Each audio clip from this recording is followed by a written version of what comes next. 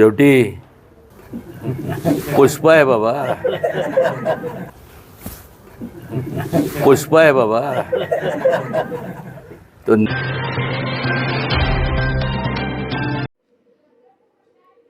हा विजय छत्रपती शिवाजी महाराजांच्या विचाराचा असून आजपर्यंतच्या सर्व पक्षांनी शिवाजी महाराजांच्या नावाचा फक्त वापरच केला असून महायुतीच्या माध्यमातून शिवाजी महाराजांचा विचार हे आचरणात आणले गेले. तरुण, शेतकरी व महिलांच्या बद्दलचे महाविकास आघाडीच्या निर्णयांमुळे लोकांनी प्रगतीला मतदान केले असून सकारात्मक चालणाऱ्या जनतेतून आशीर्वाद दिले आहेत.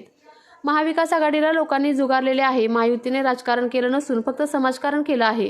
त्यामुळे आज सर्वांना लोकांचे आशीर्वाद मिळाले आहेत. महायुतीच्या माध्यमातून लोकांची जास्तीत जास्त सेवा घडावी आणि घडणार असा विश्वास सातारा जिल्ह्याचे श्रीमंत छत्रपती उदयनराजे भोसले यांनी शिवेंद्रराजे यांच्या विजयादरम्यान व्यक्त केला. शरद पवार यांचा करिश्मा कमी झाला आहे का या प्रश्नावर उदयनराजे बोलताना म्हणाले, कोणता करिश्मा आणि कधी करिश्मा होता? लोकांसमोर पर्याय नसल्याने लोकांनी करिश्मा पत्कारला होता असा घणघणाट आरोप उदयनराजे भोसले यांनी शरद पवार यांना केला आहे. आजपर्यंत शरद पवारांनी तांगड्यात तंगडी घालून एकमेकांना पाडण्याचं काम केलं आहे. त्यामुळे त्यांना त्यांची पोचपावती मिळाल्याचा जोरदार निशाणा शरद पवार यांच्यावर उदयनराजे यांनी केला आहे. करणी तशी भरणी त्यांनी केलं त्यांना कर्मा म्हणतात असं सांगत शिवेंद्र बाबा हे पुष्प असल्याने महाराष्ट्रात 1 नंबरच्या मताधिक्याने निवडून आले आहेत. शिवेंद्र महाराज हे नॅशनल खेळाडू नसून इंटरनॅशनल खिलाडी असल्याचा खोचक टोला लगवला आहे. आमच्या घराण्याच्या माध्यमातून जास्तीत जास्त लोकांची सेवा करण्यात आम्ही कुठेही कमी पडणार नाही. शिवेंद्रराजांना मंत्रिपद मिळावं यासाठी आपण काही प्रयत्न करणार का असं पत्रकारांनी विचारल्यावर उदयनराजे म्हणाले, मंत्रिपद तर मिळायलाच जमा आहे. महायुती विजयाचे श्रेय छत्रपती शिवाजी महाराजांच्या विचारांना जात असल्याचं खासदार उदयनराजे भोसले यांनी यावेळी बोलताना सांगितले. केवळ साताराच नाही तर संपूर्ण महाराष्ट्रात आज जे निकाल येतात आहे हा विजय छत्रपती शिवाजी महाराजांच्या विचाराचा विजय. अनेक वर्षापासून ज्यांनी ह्या संपूर्ण वेगवेगळ्या पक्षांनी, काँग्रेस असेल, स्वातंत्र्यानंतर या सर्व पक्षांनी संपूर्ण या देशावर राज्य केलं. प्रत्येक राज्यात राज्य केलं. मग शिवसेना उद्धवजींचा जो पक्ष आहे त्यांनी राज्य केलं. त्याचबरोबर या ज्यांनी राज्य केलं त्यांनी महाराजांच्या नावाचा फक्त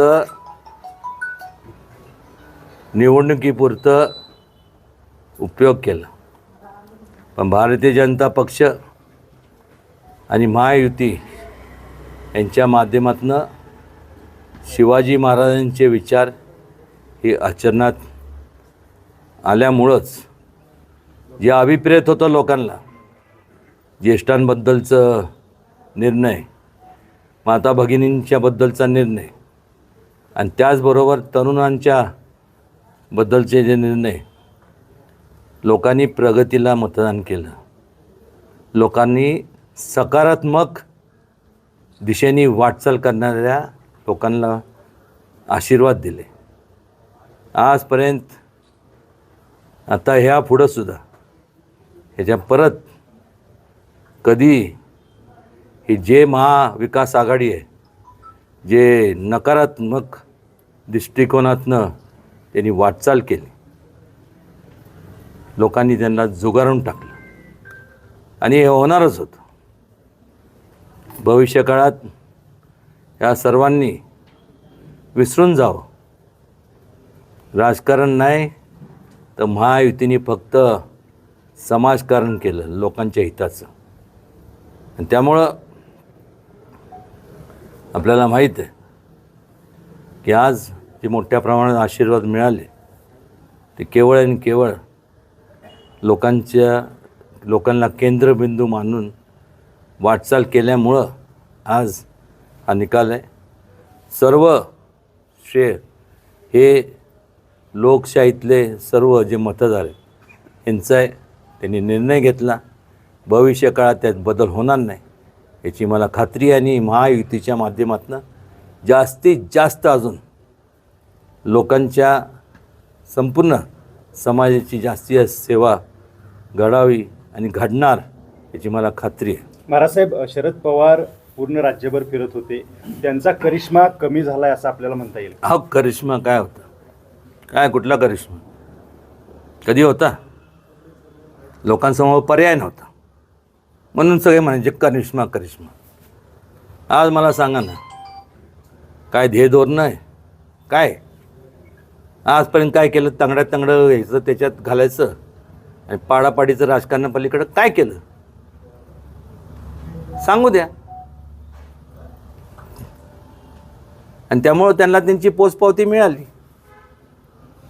महाविकास आघाडीच्या वतीनं कायम फेक नेरेटिव्ह पसरवण्याचं काम महायुतीच्या बाबतीत केलं जायचं आणि सतत विरोधात बोललं जायचं, याचा कुठंतरी दुष्परिणाम त्यांना भोगावा लागला का? त्यांना जे जशी करणी तशी भरणी, त्यांनी जे केलेलं ह्याला कर्मा म्हणतात, त्यांना मिळालं. महाराज, शिवेंद्रराजे महाराष्ट्रात 1 नंबरच्या मताधिक्य निवडून आले असं दिसतं. 1,40,000च्या पुढचं मताधिक्य आहे. येणारच ना, शेवटी पुष्पा आहे बाबा. तो नॅशनल खिलाडी नाही, इंटरनॅशनल खिलाडी आहे. त्यांनी फार उंची गाठावी.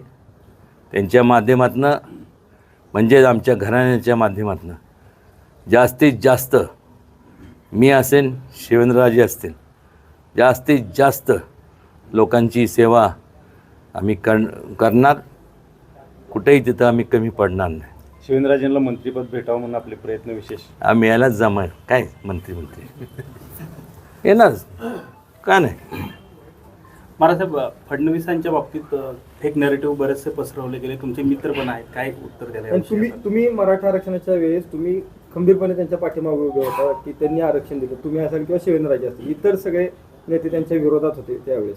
हे बघा, जे खोटं असतं ते फार काळ टिकत नाही. लोकांचं काय कोणी करतं काय माहीत नाही.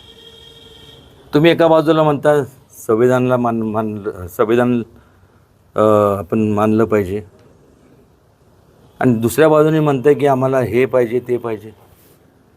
मग बसून ठरवा ना तुम्हाला काय पाहिजे. मग जरंगे पाटील, मनोज जरंगे पाटील असेल त्यांनी बसावा ना, ते बसले नाही.